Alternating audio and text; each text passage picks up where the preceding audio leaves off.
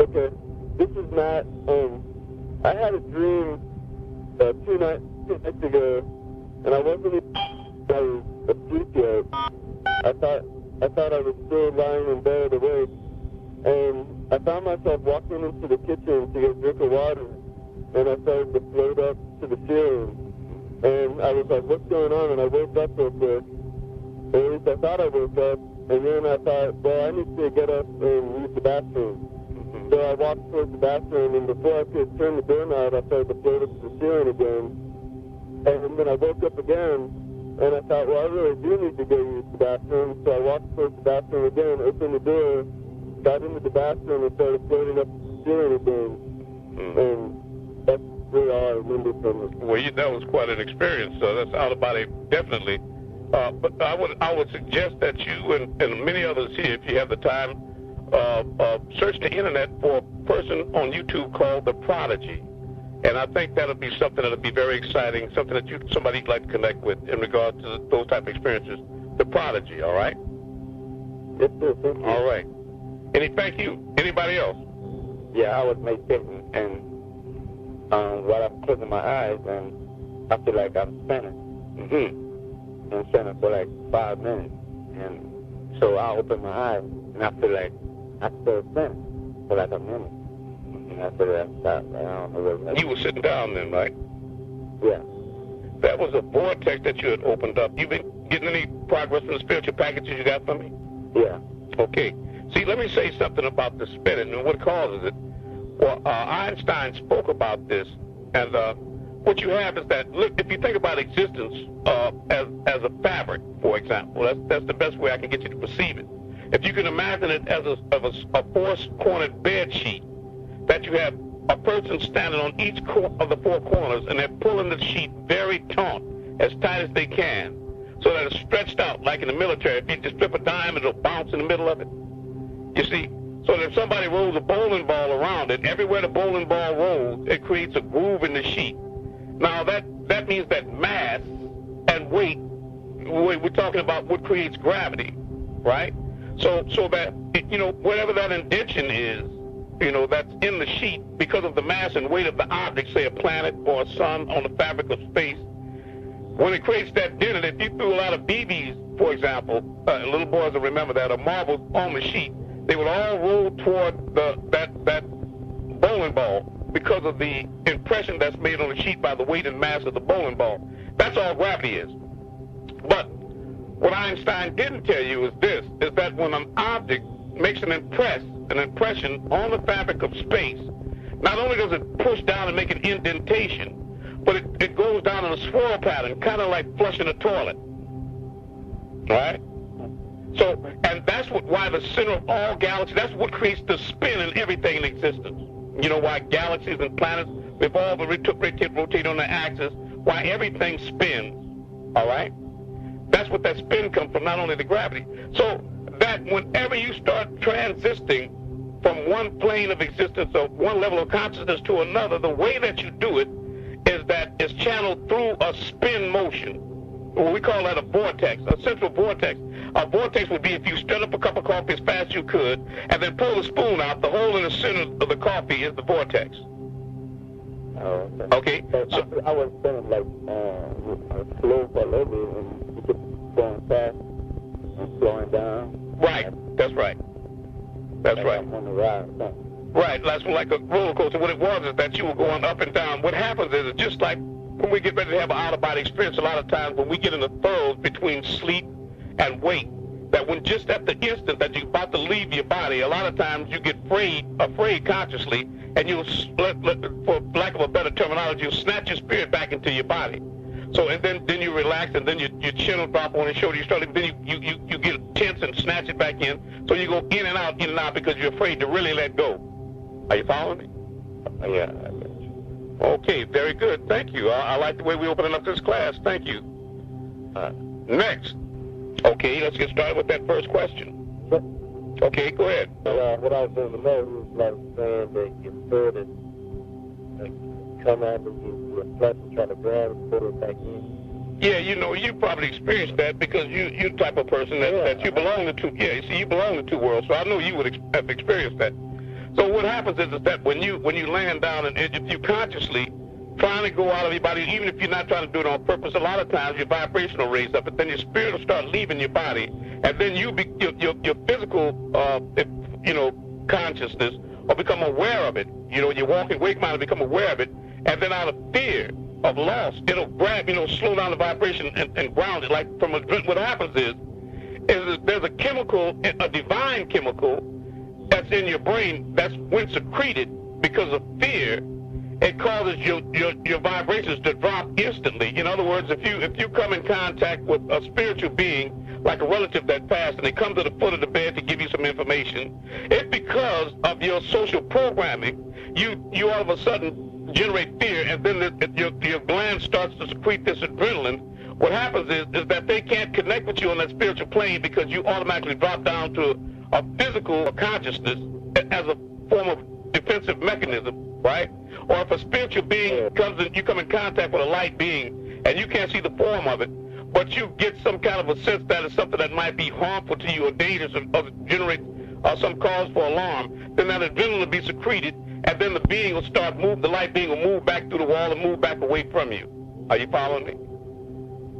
And so the same thing happens when your spirit starts leaving. If you're fearful about it because of the unknown of it, or for some reason that you're acquainted with death or some whatever ridiculous thing, you might start floating. Like the first time I remember having an out-of-body experience as a little boy, I was sitting at a chair looking out the picture window after I got through floating on the ceiling, seeing my mother laying down. And I was trying to look out at the snow in Michigan, and I was looking at the wall because I realized I was too short. When I realized I didn't have when I looked down and couldn't see my body, I looked up at the door, the front room door, and I got real scared because I thought to myself, what if I started floating outside like the helium balloons in the circus and somebody turned the string loose? And I'm afraid of heights. I thought to myself, I wouldn't be able to stop going up, right? And I would get lost. I didn't know at that time that unlike gravity, that you're controlled by the laws of attraction. All I do is think about my body and I'd be back in it. I didn't know that. Well, are you following me? So in my fear, the gland secreted the adrenaline, and I shot back to my body, right? You feel me? I'm just trying to tell you why it happens and how it happens. You feel me? Okay? I had it happen to me the other day. I was coming out of my body, and I wasn't expecting it to happen. So I was like, hold on, what's going on? You know what I mean? And it sounded like it was kind of a surprise to me, so I felt my sister got to start pulling my spirit back in. Yeah, a lot of times, a lot of times when you're in that transitory state, when you're in the throes of it, when you're not in daylight or darkness, but dusk or dawn, is when you can hear, you land there and you get so comfortable and relaxed, you start hearing somebody snoring or breathing heavy, and then you realize it's you. Mm-hmm. Then you bilocate it in a sense. In other words, your consciousness is starting to split bend. In other words, whenever you're breathing and you focus on the breathing, you know it's you breathing. Are you following me? But when you start breathing heavy or snoring, and then you wondering where it's coming from, you don't know who it is, then you, in a sense, spiritually, you bilocated. In other words, your consciousness has split because there's somebody in you who's wondering who that is breathing hard or snoring, right? And then when you realize it's you, that's when the fear, mounts, and then the adrenaline is secreted, and you shoot back to your body, okay? Or reconnect with that level of consciousness. Because there's really no out there, But this morning I was leaving out the house, I got the phone, it was real heavy, and it kind of felt negative. Mm-hmm. And when I got home, when I got to work, I called home to see if everything was off. I left the light on and something like that. Okay. But anyway, later on, and about an hour later, after I was at work, I got in trouble for something that I couldn't do that. Okay, and remember this too. You know what I'm saying? I do know what you're saying. You had a sense of something ominous about to happen. Your spidey sense, let's say, your tingles went off. But also remember that you created that situation because the existence, and this is important for everybody to understand this point with glaring clarity, existence is only like a reflection, a mirror of what's coming from you internally, or what you're emitting, or what you're transmitting, right? So that if you're getting a lot of frowns or anger or negative messages back from existence of people around you, that's what you're transmitting to them. That's what you're transmitting out there, right? So that you cannot change the reflection in the mirror. You just can't change. If the mirror is frowning and looking mean and mad, you cannot change the expression of the mirror until you change the source of the reflection, until you change what's coming from you. Are you following me? And I wouldn't suggest that you just start smiling because you want the mirror to have a pleasant appearance. No. I want you to smile because it feels good to you, and that's what you really generate, and that's what you feel, so that you won't get a reflection that's smiling at you, but it's like almanac, you know, smiling faces, and it's not sincere, you know what I mean, right? Because it's that deep, you can create that too. A lot of people start smiling at you, but really, they're angry and negative under the smile. Are you following me?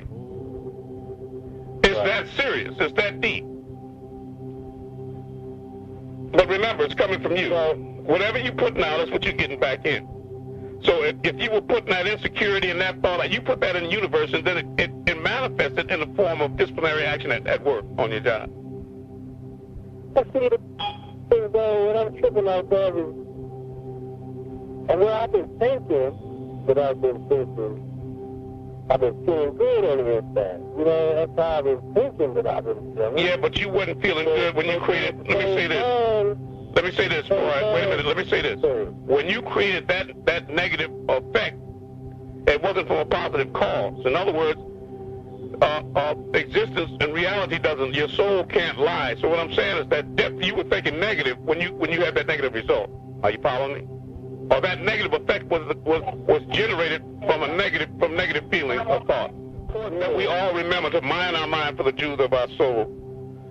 Are you following me? It's all coming from you. And the sooner we realize that, the sooner that we're going to take control of our own creation and become the author instead of the character, or the combination of the two, or Ilamuta or divine incarnated in flesh, right? Or God walking in the cool of the garden, whatever your personal description of that might be. Or achieve 720, turn yourself inside out, or become a supreme being again, remember who and what you really are, that type of thing. Okay? So also, I think it's important right now to remind you all also that every single one of you is the center of your own universe, and all things are equal distance from you.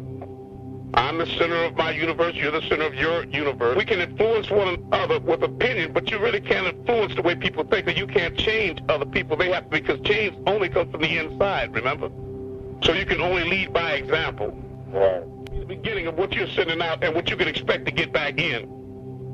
Because the people, they're sending out a negative energy that's coming back to them in many forms, and they don't recognize it. Or they don't recognize where it's coming from. They don't realize it's coming from them, because it may not come back in the same way or the same day, right? But it comes back. Food for thought, just a brain teaser. What if, and would you be ready if? Believe me, by 2015, listen, believe me, by 2015, between 2015 and 2025, no later than that, everybody on the planet that's of mature age will be conscious of the fact that extraterrestrial life does exist, intelligent life, and we're not alone. And by between 2025 and 2033, there'll be lots of physical contact here on the planet. Believe that. So the master teacher for the Atum Ray is right. Of course. Any other questions before we get started with the wisdom of Tehuti? And please patiently brave this reading, because I promise afterward, DNA exploding revelation. It's time to wake up. And out right now. The time is now. Okay, for those of you that have the wisdom of Tehuti, go to page 57, titled, Are You In There? If yes, let's get started. Page 58. Zed, backbone, stability, all Doad. The doctrines of truth are 9. He who knows these overstandingly possesses the magic key, before whose touch all the doors of the temple fly open at Kaminu. The 9 Tehuti doctrines upon which the entire Tehuti teaching is based are as follows. The doctrine of mental, the doctrine of correspondence, the doctrine of vibration, the doctrine of polarity, the doctrine of rhythm, the doctrine of cause and effect, the doctrine of gender, the doctrine of growth, the doctrine of breathing. The 9 doctrines will be discussed and explained as I proceed with these studies.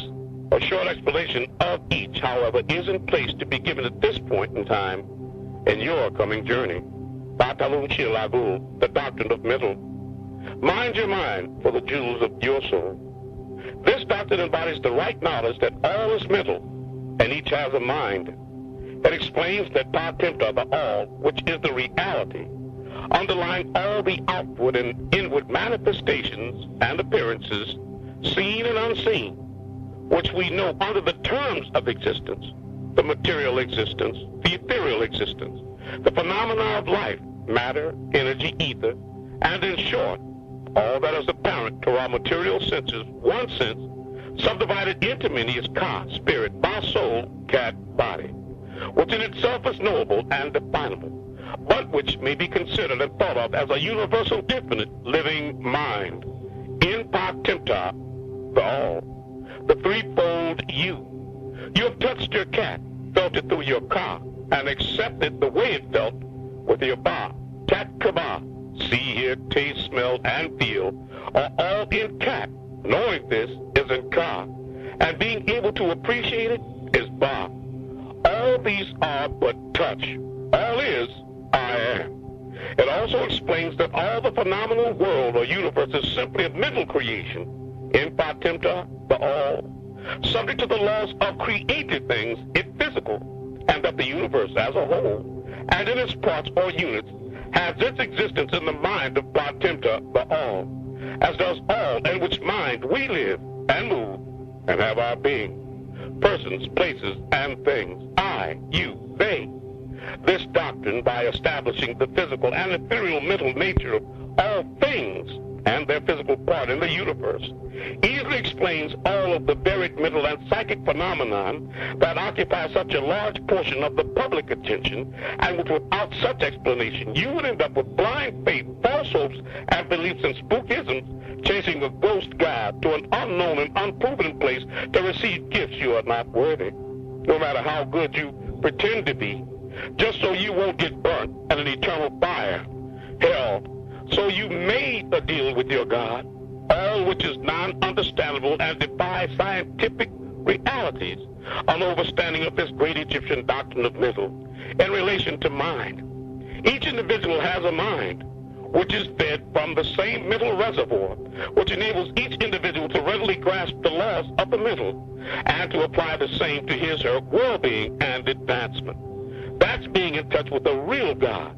The ancient Egyptian order student is able to apply intelligently and out-intelligently the great mental and physical laws instead of using them in a haphazard manner as religions have. With the master key in his possession, the student may unlock the many doors of the mental and psychic temple of right knowledge, right wisdom, and the right understanding, and enter the same freely using the God mind you have, or the mind of mental, which is God.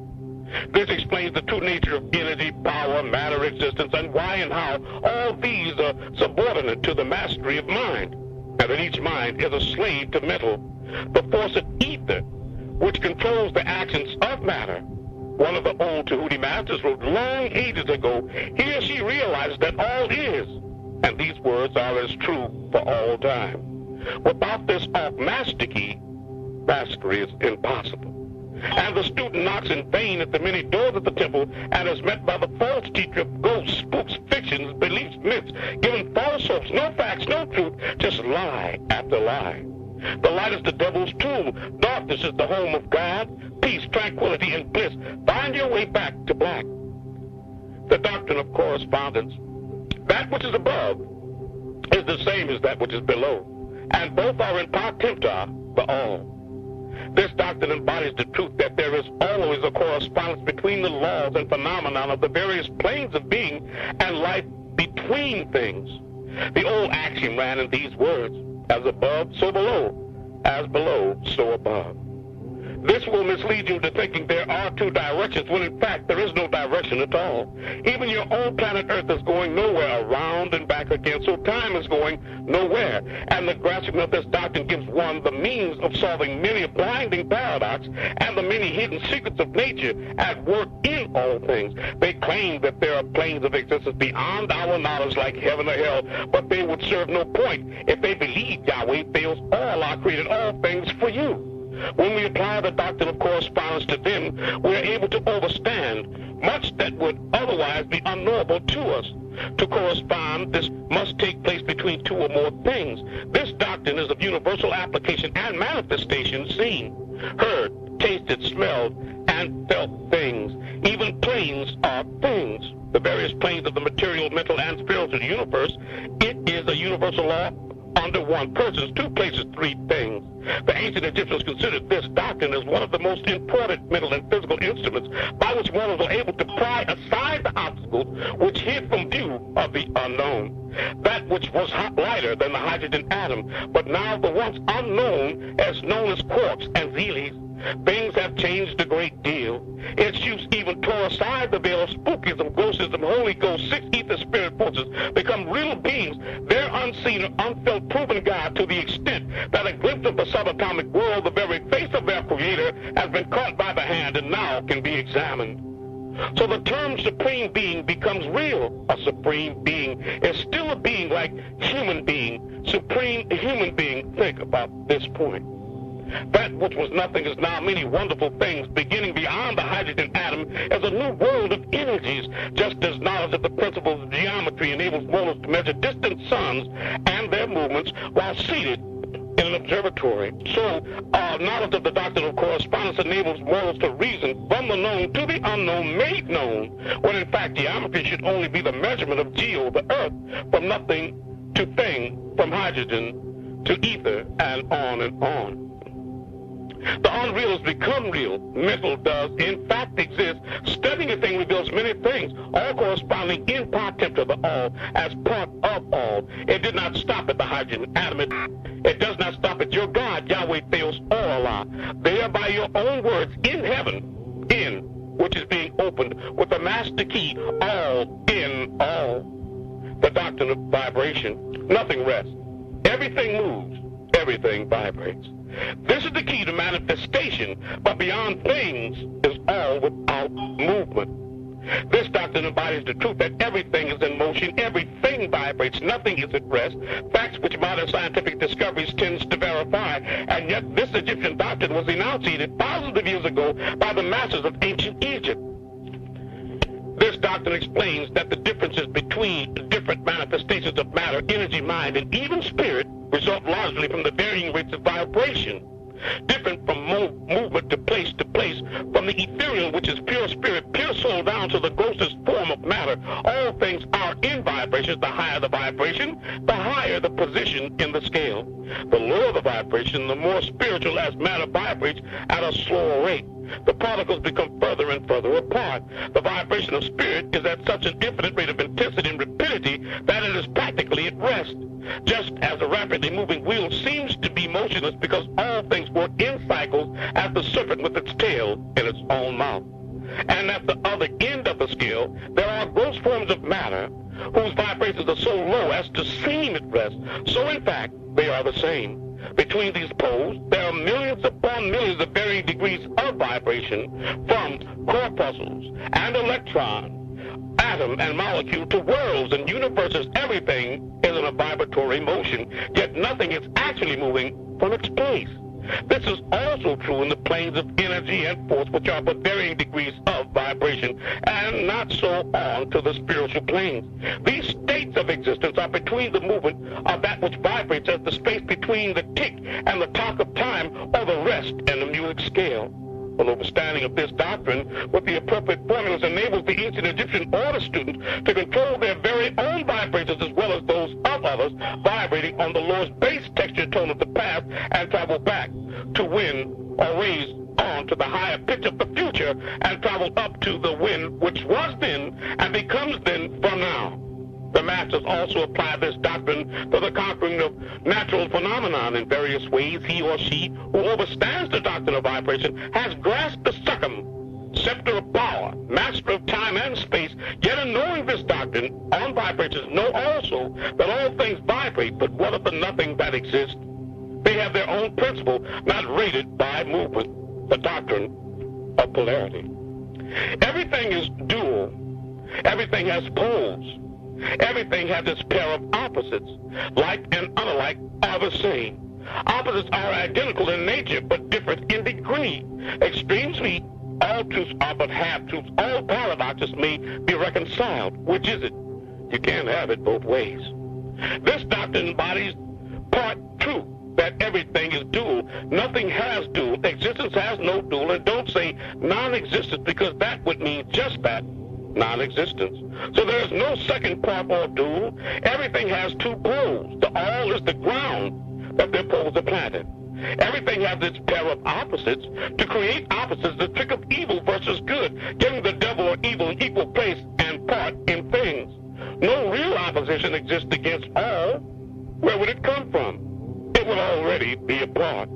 All of which were old Egyptian axioms. It explains the old paradoxes that have perplexed so many, which have been stated as follows. Thesis and antithesis are identical in nature but different in degree. Opposites are the same, differing only in degree. The pairs of opposites may be reconciled. Extremes meet. Everything is and isn't at the same time. All truths are but half truths. Every truth is half false. These are the teachings of the children of light. It's not true. There are two sides to everything wrong, not in quantum physics. All is all. That explains that in everything there are two poles, yet these poles stand on one base, or that opposite aspects, and that opposites are really only the two extremes of the same thing, with many varying degrees between them. Let me illustrate the true doctrine of Egypt, hot and cold. Although they are called opposites by the children of light, they are really the same thing. The difference is consisting merely of degrees of the same thing. Look at your thermometer and see if you can discover where heat terminates and cold begins. There is no such thing as absolute heat or absolute coldness. The two terms hot and cold simply indicate varying degrees of the same thing, and that same thing which manifests as hot and cold is merely a form, a mode, a variety, and a rate of vibration. So hot and cold are simply the two poles of that which we call temperature, and the phenomenon attendant thereupon are manifestations of the doctrine of polarity. The same doctrine that manifests in the case of light and darkness, which are not the same things. The difference consisting of varying degrees between the poles of the phenomenon, where darkness leaves off and light begins, is not true. For darkness is eternal, all, and light is in darkness. And where there is light, there is a shadow. Where there is pure darkness, there is no light. Darkness is all, never the other way. So they are not and never can be opposites or the same thing. Light has limitations. You can cut the light off, but never blackness or darkness. It always exists. What is the difference between large and small, between hard and soft? Both, again, are things. What is the difference between black and white in terms of color, which both are classified, but which neither are colors, as light and darkness are not colors? Colors primarily are red, blue, and yellow. Combinations or mixtures of these three colors produce the rainbow and on crystal, and is used for a prism and is transparent, meaning you can see through it. It's whatever material it is made from that registers on the existence scale. Combining all the primary colors and all of the subcolors made from them together would give you dark brown inclining to black. Yet blackness is simple existence. Between sharp and dull, between noise and quiet, between high and low, between positive and negative, black or dark is all, and all things exist in all, including light or white. White has an end. The doctrine of polarity explains these paradoxes, and no other doctrine can supersede it. Yet darkness is outside of its principle or doctrine. It can't be compared. It is all. The same principle operates on all the mental plane as the physical of cause, not physical of things. It's light, object, action, motion, or movement. Mental is the blackness mind, and the light that shines in each body. Let us take a radical and extreme example, that of love and hate. Two mental states, apparently totally different, planted in emotion. And yet there are degrees of hate and degrees of love, and a middle point in which we use the terms like or dislike, which shade into each other so gradually that sometimes we are at a loss to know whether we like or dislike or neither. And all are simple degrees of the same thing, as you will see, if you will but think a moment. And more than this, and considered of more importance by the Egyptian, it is possible to change the vibrations of hate to the vibrations of love in one's own mind.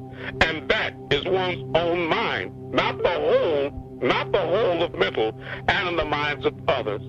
Many of you who read these lines have had personal experiences of the involuntary rapid transition from love to hate, and the reverse. And in your own case and that of others, that's emotional.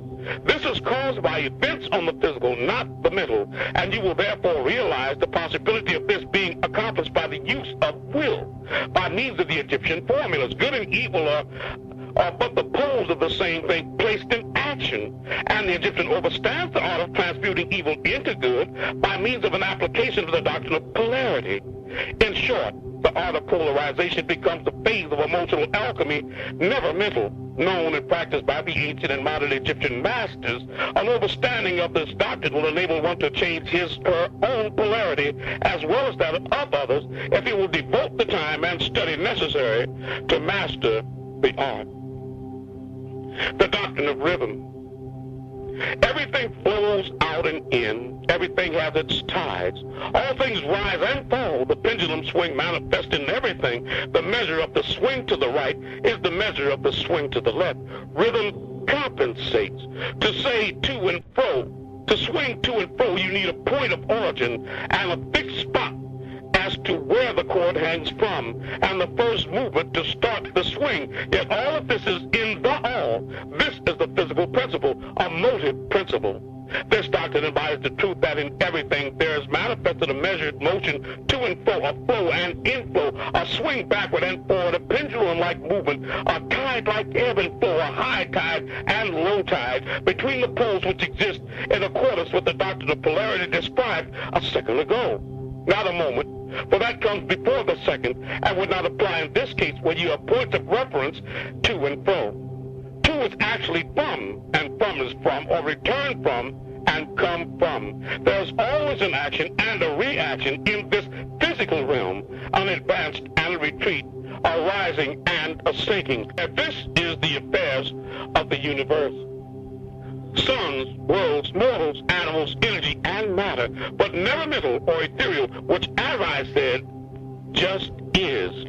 This law is manifest in the creation and destruction of worlds, birth and death, and the rise and fall of nations, and the life of all things, and finally in the physical states of mortals, like breathing in and out.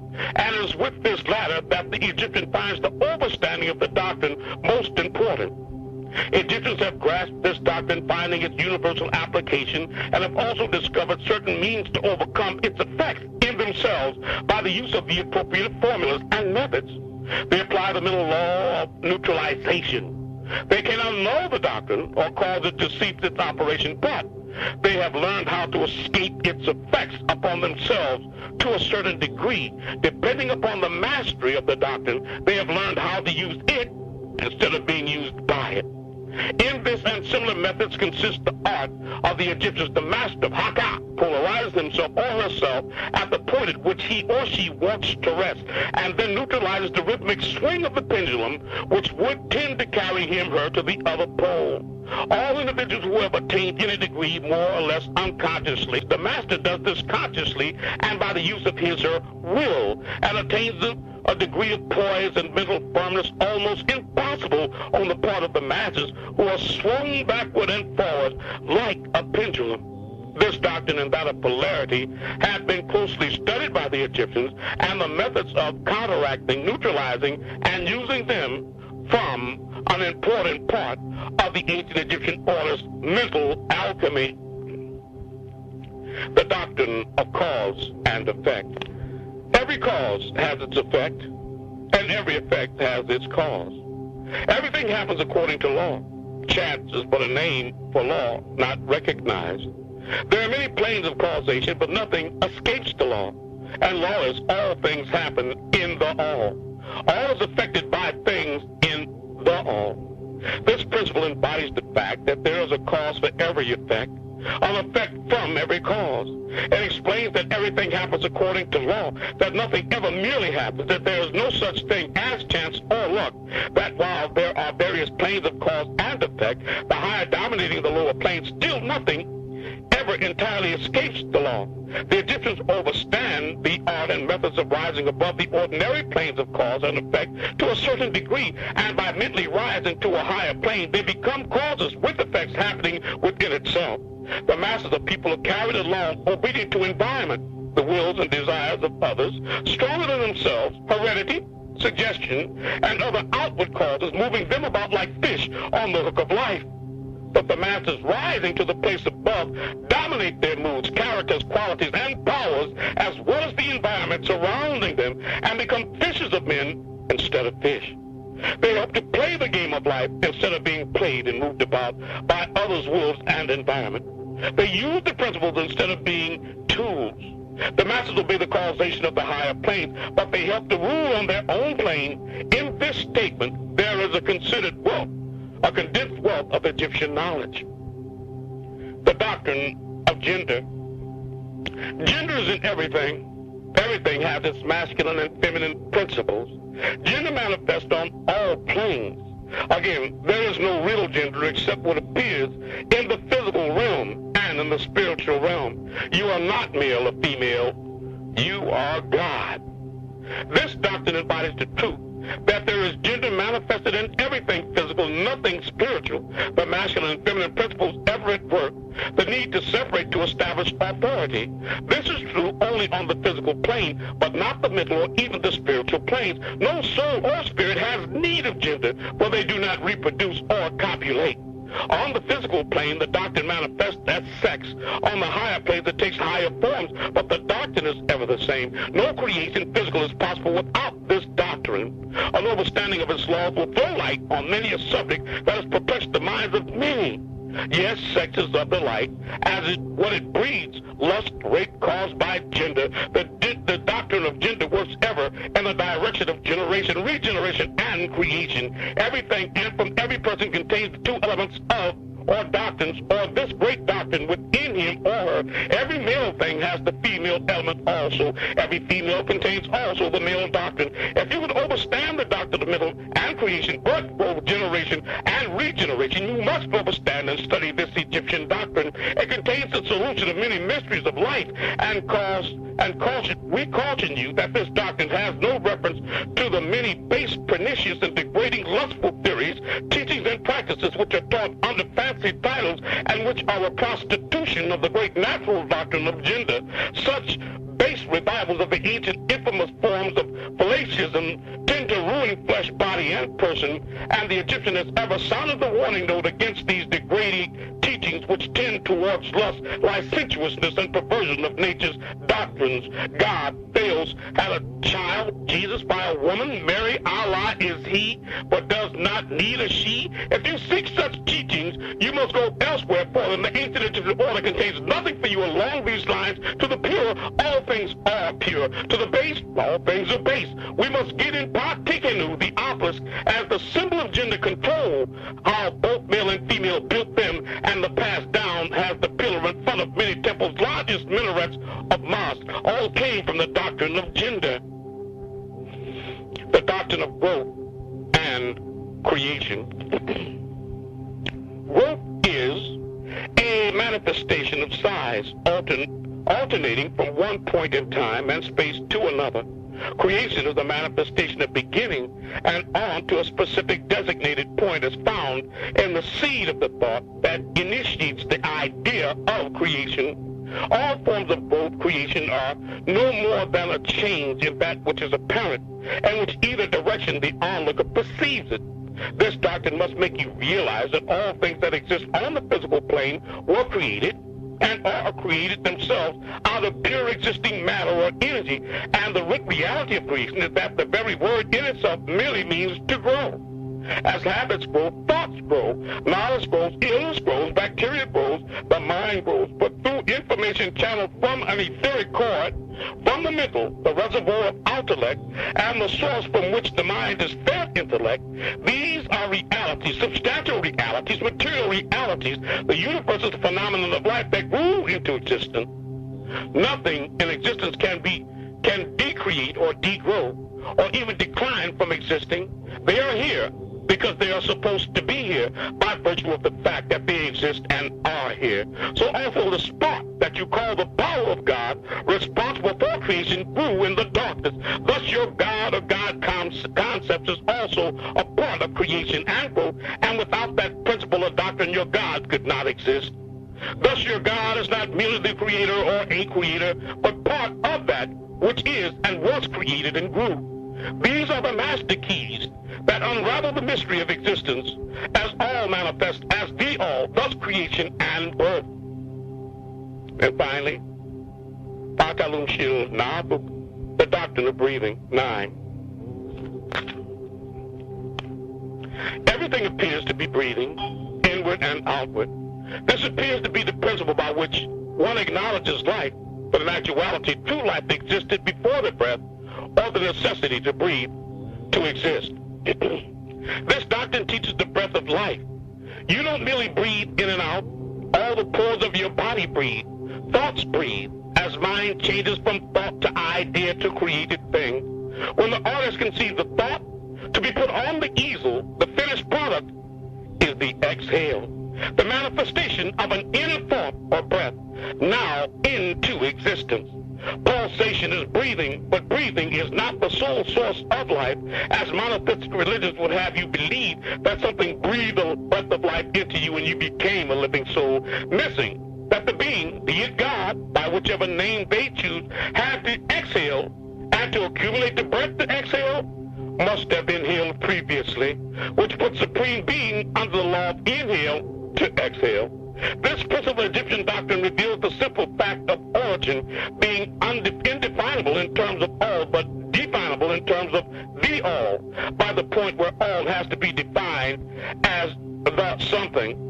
Thus existence had to be defined as the God, to give a sense of the only God responsible for creation, when in fact, that only God who breathed out the breath of life into your nostrils in itself had to have been created, had an origin and grew, and as one accepts this God and begins to surrender their inquisitiveness in exchange for faith and belief, they have ceased to breathe from all and merely breathe as a part of the all.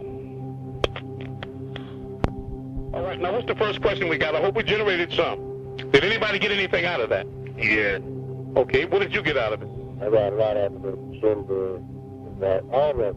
Okay. Well, Now, I want to say this, that the next time that I go over those 9 principles, I'm going to stop one by one. I don't know if I get up through all 9 of them like that, but I'm going to try to explain them one by one and give you examples. You know how I do it, right?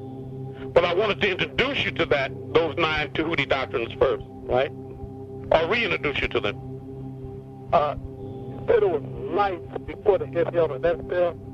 Well, the implication is that God created you a sound and clear mouth, fashioned and shaped, blew his breath into your nostrils, and thus you became a living soul. So they're saying that God breathed his breath into your nostrils, God, the creator. What was being explained by the Tehuti doctrine is that in order to accumulate the air to exhale, God had to inhale to obtain that. Are you following me? In other words, how can the being exhale while inhaling? So if he's inhaling, what's blowing the breath into him? So that's proof that he himself was created and not the creator. Are you following me?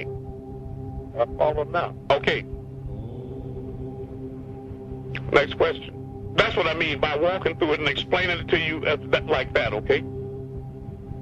So that it's not just words, but we want to give meanings to it, okay? What is your defense against an invisible enemy? If you can't see it, you can't fight it if you don't know it's there, right? So in other words, if you don't understand these things, there's no way you can manipulate it, right? You don't have any control over it. That's right. I see. Okay?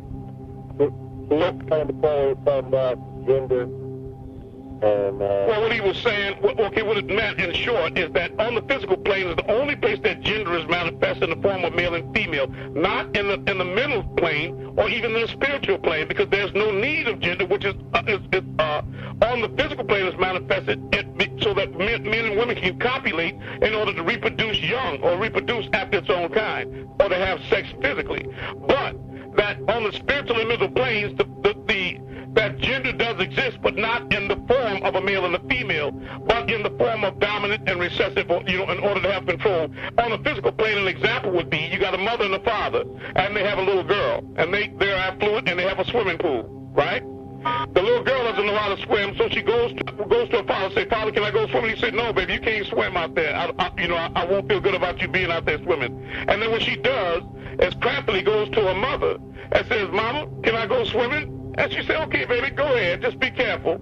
And then the daddy, he come outside, he see her swimming. "Didn't I tell you not to go swimming?" Yeah, but Mama told me I could go. So if both parents have equal power, that's confusion. Are you following me? So one has that. So that's why on the spiritual and mental plane, you would have a masculine and feminine gender to have one to dominate. Are you following me? That's all, but not for copulation of physical sex. Right. So that's what he was talking about. He was talking about Allah. What he was saying is that we don't have any need. In other words, if you need to have a God that had a son that gave birth to himself, or Allah as a he, without a she, without the concept of gender, without the negative or the positive or the realm of opposites, anything in existence, then you have to go further in the Egyptian doctrine. You won't find anything like that here. You got to go to church, baby, or back to sleep. Yeah, right.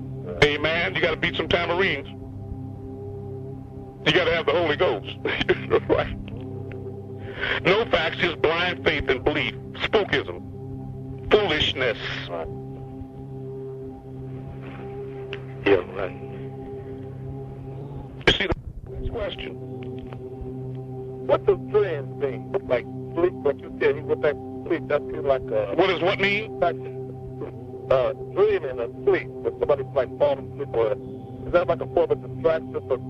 Well, what a dream, actually, your consciousness is such that you can't, just like in the mind book, you can't think, you can only think of one thing at a time. So if you see a woman in the window holding a baby and washing dishes and whistling, talking on the phone and looking out the window, while doing a mundane chore like washing dishes, she's thinking that she's doing all these tasks at the same time, but she's actually moving between these tasks very quickly back and forth, and thus slowing down her hands washing dishes.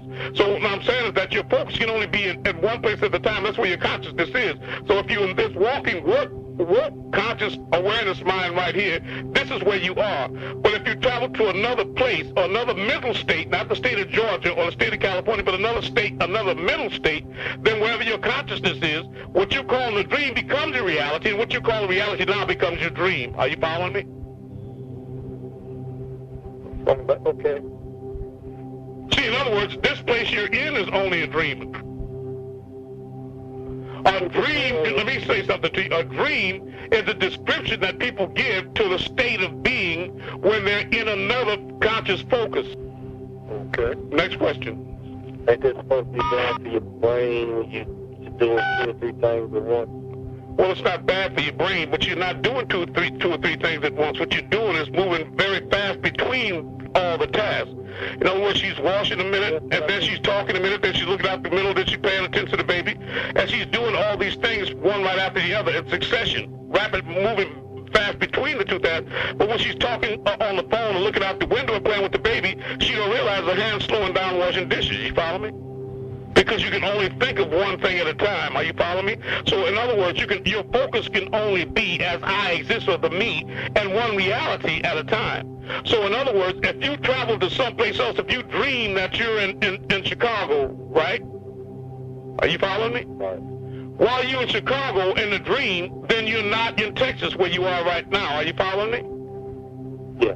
So then Texas becomes the dream, and Chicago becomes the reality for the time that you're there. That's what I'm saying. So the dream is defined by the absence of consciousness. And what you call in a dream becomes the reality from this perspective if you think that this is your reality. So when am I going to wake completely up? We're working on that right now. We're working on. You see, let me say, we can sing together. You have to please. We're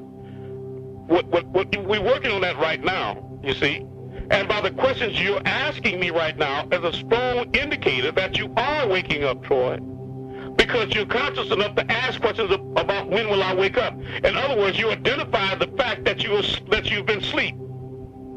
The people that are not waking up are the ones that are asleep and don't know it. That's what we call the walking dead. Mummies, affectionately called mummies by the master teacher Nietzsche for the Atun Ray. Yes, you're waking up now because you're asking when you're going to completely wake up. In other words, if you didn't know you were asleep, would you be asking when you're going to wake up? Right. Okay, so the fact, Troy, that you knew, wait a minute, wait. Once I start talking, please, boy. The fact that you want to start waking up is evidence that you knew you were asleep. Am I right? Yeah. So if you knew that you were asleep, that means that you're waking up. Right. Now, when I wake completely up, when I wake up spiritually, Yes. what kind of condition is my physical body going to be in? Do I even need it anymore? No, you don't need it anyway, but you're just the experience of the source experiencing itself. That's all. In other words, you crystallize. Wait a minute. You crystal. When I have a train of thought, don't break it, Troy. See, I'm trying to answer your question. When you crystallize or drop your vibrations down to this physical plane, you did it because your oversoul or the spiritual you, the mental you, wanted to experience something or wanted to learn a concept in a physical form that you didn't think you could experience from the spiritual or mental perspective. Are you following me?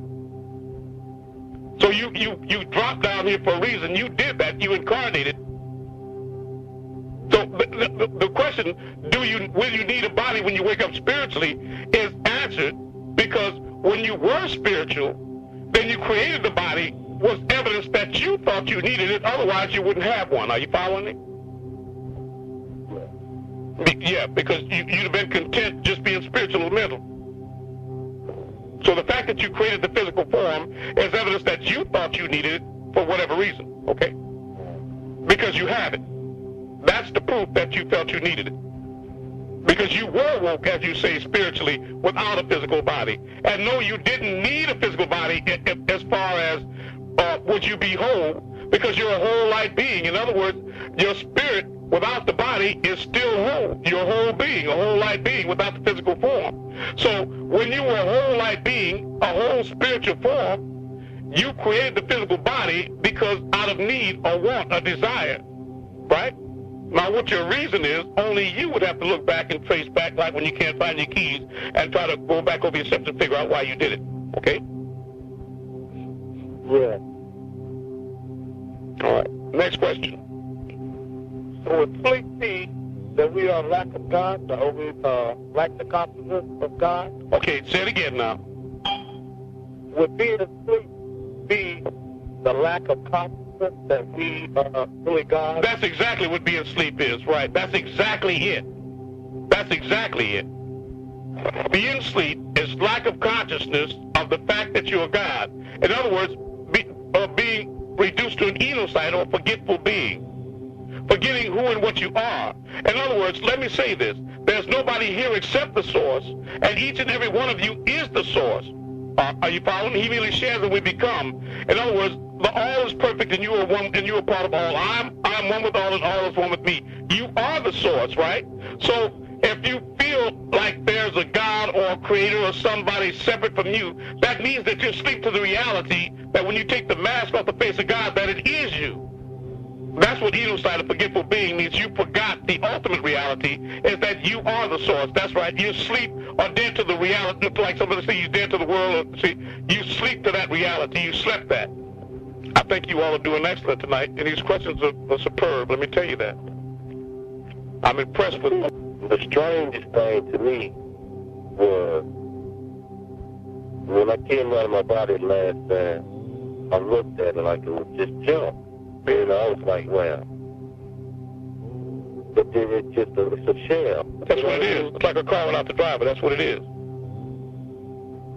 And believe me, when you say come out your body, that's only a perception, because your body is only a mental construct. In other words, the room that you're in and the stars in the sky and every man, woman, and child that you ever met or ever will meet is really you. It's only an extension of you. All of it's you. But see, what happens is, as you think that the phone is out there or the moon is out there, in the same way, you see, all this is going on inside your mind. But the fact that you think that there's an out there is because when you look down at your hand, you're looking at your body, you think that your body is out there and your consciousness is in your body. Are you following me? But it's your consciousness that's creating the image of your body inside your mind. For example, in your brain, it's totally cut off from light. It's totally dark. It's triple darkness inside your mind, like the womb of a woman.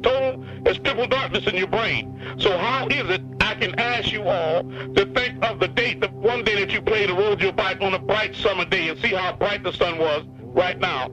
And you can even do that if you turn all the lights out. It's pitch black. In a pitch black room with a pitch black brain, you can see yourself in your mind playing in broad, bright daylight. Am I right or wrong? Am I right? Right. So that the light, is the light coming from inside or outside?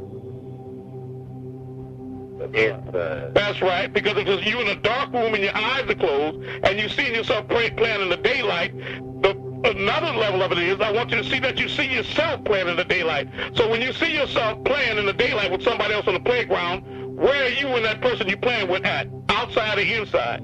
Your eyes are closed and you're in a dark room.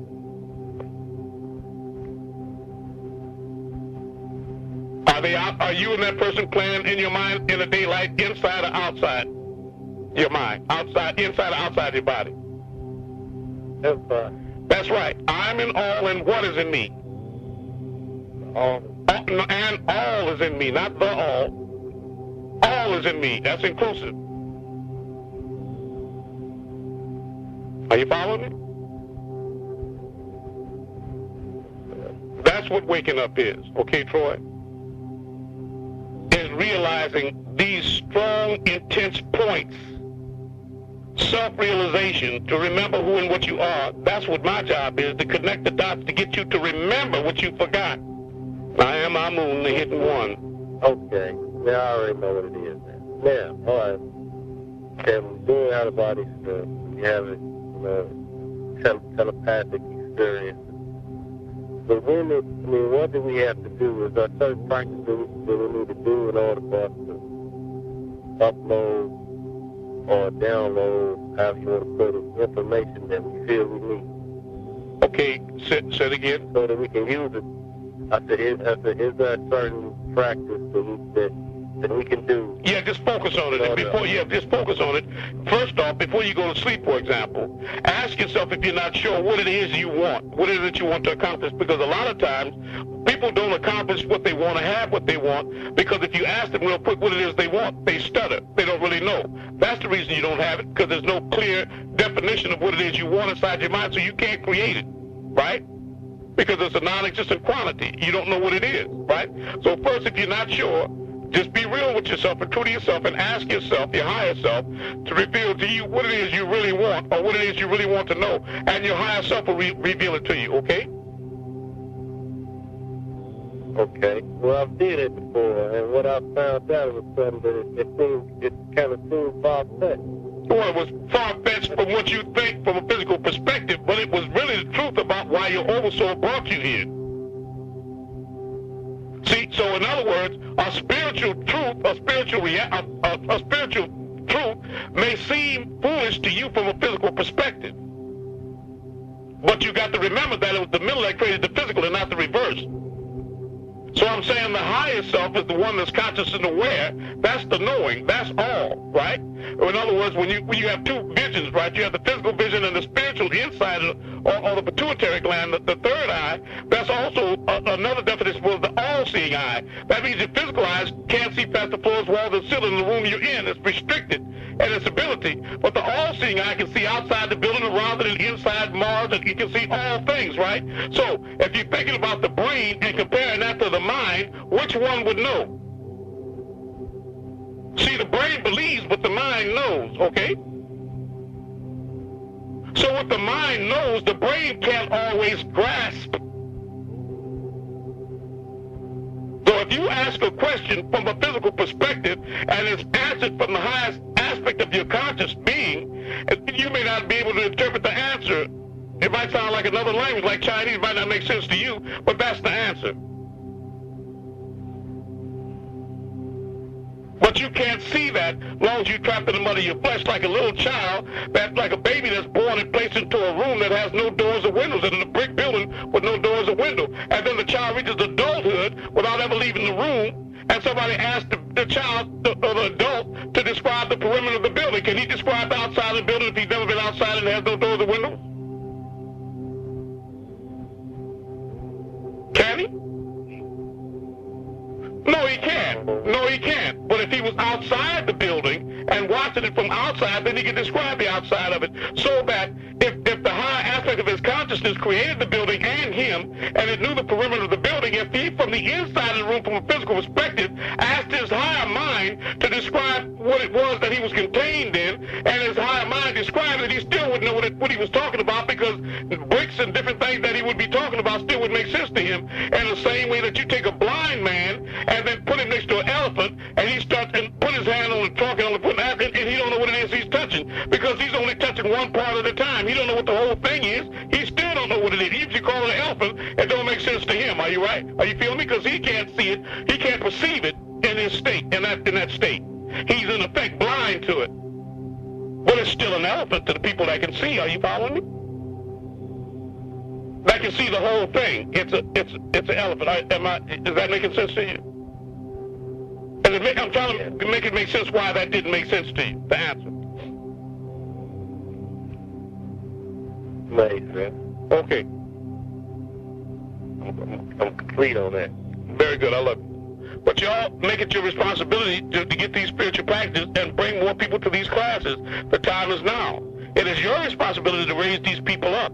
Even if you're not teaching them yourself personally, take the responsibility to bring people to class. And if you keep talking about I'm giving them the number, they're not coming, you know better than that. Those people are asleep. They can't miss what they never had. You have to take the responsibility to dial them up and put them on three-way yourself and tell them to mute their phone and put them on three-way and bring them to class, in the class.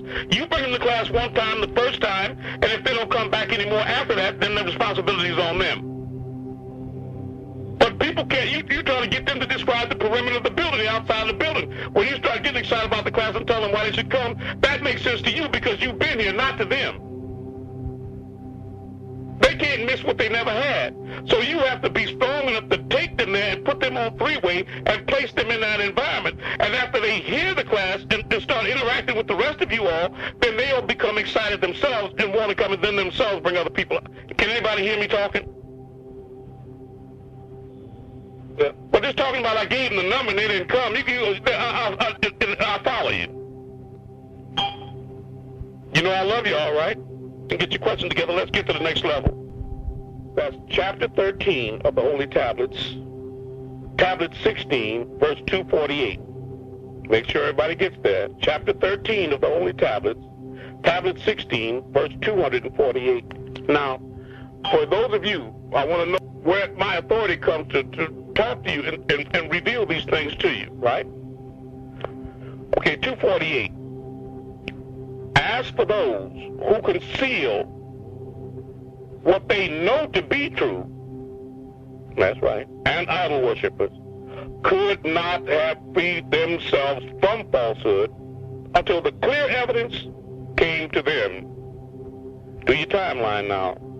He, Ahmed, was one sent from Elion El as an apostle, reciting the purified pages, the Holy Tablet. That's capitalized and underlined. It's not the Holy Quran or the Ratib.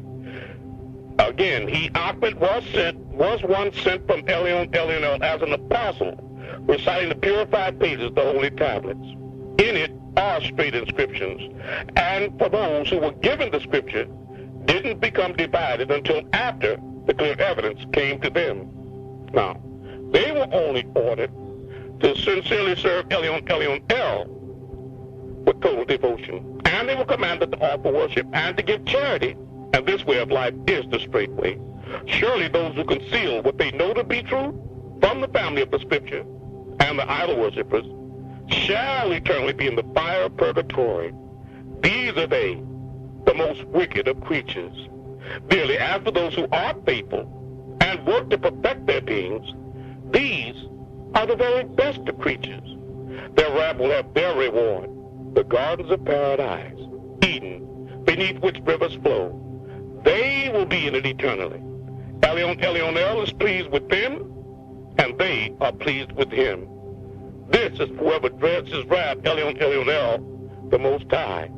Now, for those of you that know, there was a fella that the master teacher ordered to record all the books on CD, including the Holy Tablets, and he made Bastet have her announce that in the mirror that the only person that was allowed to record those books on CD was the brother Ahmed, Larry Darren's brother. So I know y'all remember that. So I'm just letting you know. And it's not important again that you know that Malachi is back over and over again. That's not important. What's important is to know that you're back. That's what this class is all about. I'm just pointing out parables and using examples for you to prove the reality of the substance of this class is that you don't have any beginning or end, that you are the source, and there is no death in you. We're here to remove the fear of death from you. Are you following me? Now, I hope everybody's clear about that. Okay? Now, also, if you go to chapter 8 of your holy tablets, tablet 9, you'll find, of course, that Malachi, Naya Malachi Zadok El speaks to the Adamites. Malachi was also sent by Elion El to you, right, as a servant, right? Well, I, Naya Malachi Zadok El, speak to you. Be still. No, I, Naya Malachi Zadok El, was sent by Elion El. 21. Naya Malachi Zadok El spoke to you when you were born. Be still. Know that I, Naya Malachi Zadok El, was sent by Elion El. 31. I, Naya Malachi Zadok El, spoke to you at your sight. Be still. Know that I, Naya Malachi Zadok El, was sent by Elion El. Now, we could go over all this over and over again, but the point is that you should know that, right? It's important because it's proof that Elion El, the Most High, loves you because he's sending servants to you in order to bring you back home to him. And I know that many of you here are missing home, you know, that you have a longing in your heart because there was a time in your past, in your great past, that you all felt that unconditional love. All of you want to be, made relevant. You want to be wanted, you want to be loved, you want to be held, and you want to be, you don't want to be derided or looked down or thought about in any negative way. You all want to be comforted and held, and all of you want that. And all of you remember that. You follow me? And even though you might hold a straight face, all of you a lot of times are wounded in this life. You know, you're lonesome in a crowd. You know, a lot of times you can be surrounded by people and you feel like you're all alone and you feel wounded and your feelings are hurt. You feel sensitive. You feel like you're missing or lacking something in your life because you remember deep inside of you what it was like to have that unconditional divine love radiating, generated straight from the source. And that's what we try to connect you with. The beauty of it is to be able to be in a body as an Ilamutajaz, the divine incarnated in flesh, or a character in a story that you wrote, and still have control of what happens on the next page. That's what the ultimate of it is. It's for you to wake up and still be able to reside in a physical body and know who and what you are. That's the point. Ilamutajaz, an avatar, divine incarnated in flesh, kind of like the Matrix of Avatar, right? Now, do we have any questions? Or is everything clear to you so far? Amun. Yes. I mean, I really ain't got no questions, but that goes right along with that Dr. Jill that you said. Yes, exactly. You see why I sent that Dr. Jill, PhD, because I'm trying to show you from the perspective of somebody that's been trained by a university that's trapped into the system, that has very rigorous standards for reality, that when you tell them about the spirit world and the inner being, they laugh at you, right? But it took her having a physical stroke for her to get the message. And when I sent that out, only 972 people viewed that DVD in that email, and I don't know why. It should have been a lot more people viewing it, right? Now I'm compiling one called The New Outer Body for everybody. And I'm putting it together now for a new email along with this class, but I'm sending out the new outer body, not only to make you aware of the fact that you have an inner being or higher consciousness, but also to teach you how to come out of your body. Because if you remember, when we did the last class on feeding the forces, where the master teacher said that the only way that you reconnect with the divine in this life is through having an outer body experience. Does anybody remember that? In feeding the forces. No, I didn't hear that, but that makes sense. Those of you that have the Injil for the return of Yahshua, go to page 636 of your Injil, so we can prove to you the return of Yahshua in 2007, right? We can't get everything in this one class, but I'm going to try to squeeze the elephant in the thimble for you. All right. Injil, authored by the master teacher, page 636. Here's the patience of the saints. This is from the King James Bible, Revelation 14:12. Here's the patience of the saints. Here are they that keep the commandments of God and the faith of Jesus.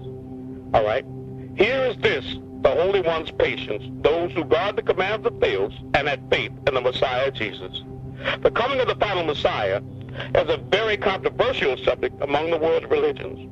Some say the physical Jesus of 2,000 years ago will return himself in the same body, and that's not true. That would be reincarnation. Reincarnation is a belief of Hinduism, which is taught by Cleophas. Each denomination has their own interpretation of when the Messiah will come, where he will appear, and who he will be coming for. The Jewish world recognized that the Messiah, HaMashiach, will come at the end of the world out of Jerusalem.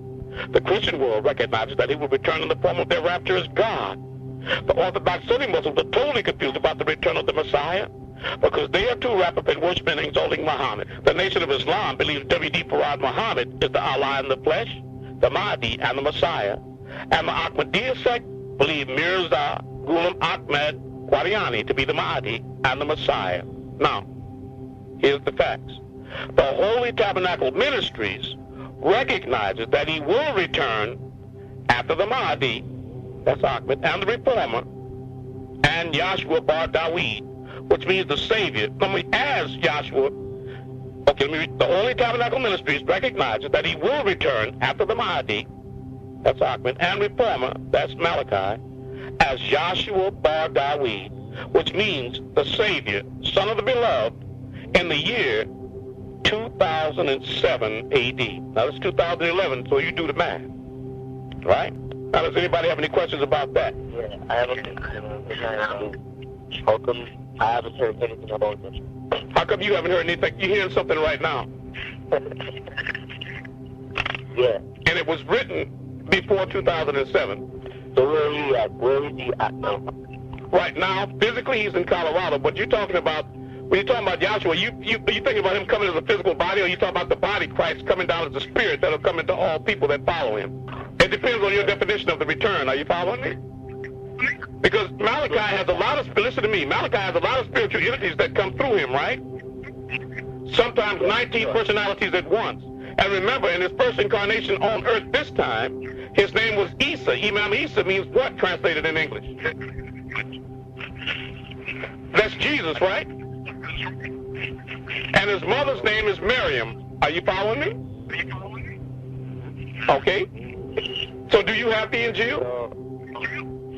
I didn't get that. Let me show you another return. Hold on. Go to your Injil, page 441. Go to your Injils, page 441. We want to go next to the Injil, page 441. I'll show you how deep it really gets. Revelation 11:3. And I will give power unto my 2 witnesses, and they shall prophesy 1,260 days, clothed in sackcloth. Right? Now I want you to do your timeline here. And I, John, son of Zebedee, and Salome, will give to my 2 witnesses, Moses, whose real name is Tobadonijah, also called Thutmose III, and Ahmed. So remember now, Moses and Ahmed are in the east, in Africa, in the east of the world, not the west, and they're thousands of years apart. Remember, Moses was before Ahmed, so whenever you see Moses and Ahmed together, in the west, the United States, you're talking about right now, right?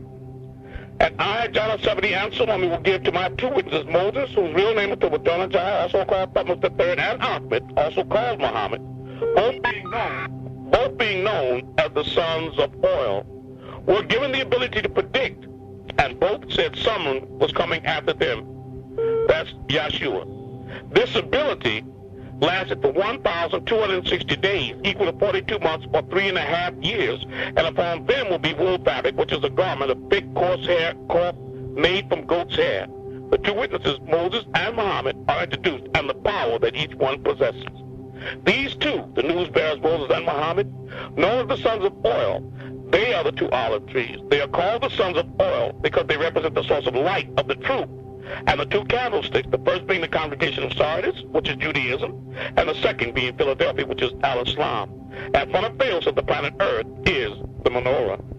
And if anyone wants to hurt these 2, Muhammad, Al-Islam, or Moses, Judaism, out of their mouths will come fire to swallow their enemies, being very successful in their respective battles for their homelands, Jerusalem and Mecca. And if anyone wants to harm these 2, then it will be necessary for him to be killed like this by fire. These 2 have the authority page 446, to close the Orion skies, to control the forces of nature so that it won't rain, causing famines and droughts in the days of their prediction. And they also have authority over water to make it become blood, as Moses, also called to Adonijah and Thamos the third, did in El-Kim, Kemet, Egypt, right back then, and to hit the planet Earth with every plague if they want to, right? And when these two, Muhammad and Moses, have completed their testimony, when the doctrine of real Judaism and al-Islam has been spread throughout the world, and the beast will ascend out of the bottomless pit, rising in power against it and its followers, and will seemingly succeed in suppressing its doctrine in order to conquer and kill these two, Muhammad and Moses' teachings of truth. 449. Their dead bodies will be discarded in the marketplaces of the great city of New Babylon, America. So you see, you're going to have Moses and Ahmed together in the last days, and they're going to be in America. Their dead bodies will be discarded in the marketplaces of the great city of New Babylon, America, which is being called the spiritual Sodom and Egypt, the place in which the master of these two was crucified. We're talking about Malachi. Being that they teach in America that the Messiah Jesus is the created God, and that he was crucified on the cross. And all the tribes and kindred and tongue and Gentile nations of people all over the world will see the suppression of the truth, and was looking at these two bodies for 3.5 days as the truth lay dormant. Everyone left the bodies without burying them in a tomb.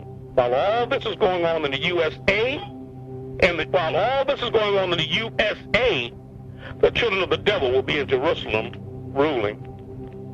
Now, and all that live on the planet Earth will be happy over these two. These people who do not want to follow the laws of El Torah and El Quran will feel liberated. They will feel free to entertain themselves with evils and will celebrate the birth and death of the so-called Christ. And some of them will even send gifts to others, because these two prophets, Moses and Muhammad, news bearers, cause much pain upon those that live on the planet Earth because of the strictness of the laws. And after the 3.5 days, before the real Messiah returns, the living soul from Thales will enter these two, Muhammad and Moses, bringing back the teachings, so they will stand up on their 2 feet, and great fear will fall upon those who look at these two, because they thought they had killed the truth. And they, the whole world, heard a supreme voice from the Orion sky saying to these two, ascend up here. And they ascended towards the Orion skies by way of clouds, and their enemies just looked at them. Right? Any questions about what you just heard there? Is all of this being clear to y'all? Now, I've been knowing these things. I want y'all to know, I've been knowing these things for years, but I wasn't revealing these things, but I was inspired to start bringing y'all some. I'm trying to figure out how to make you all know that you're God, and you never die, and you keep coming back. Does anybody have any questions that they don't die now, that there's no death for you? Is anybody confused when I say that you are the source at your highest level of your consciousness, and that there is no death for you? Yeah, a while back. Yes. Right, because we are the divine in the flesh. That's why. That's exactly right. That's exactly right. That's exactly right. And give the man a throne. We have to understand that as we go to and fro doing what we're doing, raising souls out here, that we are truly the divine in the flesh. And you represent that, you see? That's right, exactly. And another significant point is that you are constantly creating your own reality, as are we all. So the problem is that if you don't know you're the source, then you a lot of times create a negative reality by default, because you think it's coming from outside of you and not inside. Right. Remember, Malachi said to all of us, you are the center of existence, and all things are equal distance from you. Now, he's the axis, Al-Cook, and the center. But if he's in Colorado, you in Michigan, or you in New York, and I'm in Georgia, and all of us are the center, the only way that statement could be true is if everything is in the same place at the same time. We're all the center, we're all the source. And he said all things are equal distance from you, means that the phone in your hand and the sun are the same distance. In order for that to be true, everything has to be in the same place at the same time. Are you following me? It's no different than if you, it's no different than if you have a dream, and while you sleep, you dream you're in Texas, you dream you're in Florida, you dream you're in Michigan, you dream you're young, you dream you're old, you dream you're, as this certain revelation knowledge hits you and your DNA explodes, as you start waking up, you realize it's only a dream. Your head never left the pillow. You wasn't moving, only your mind was going all over the place.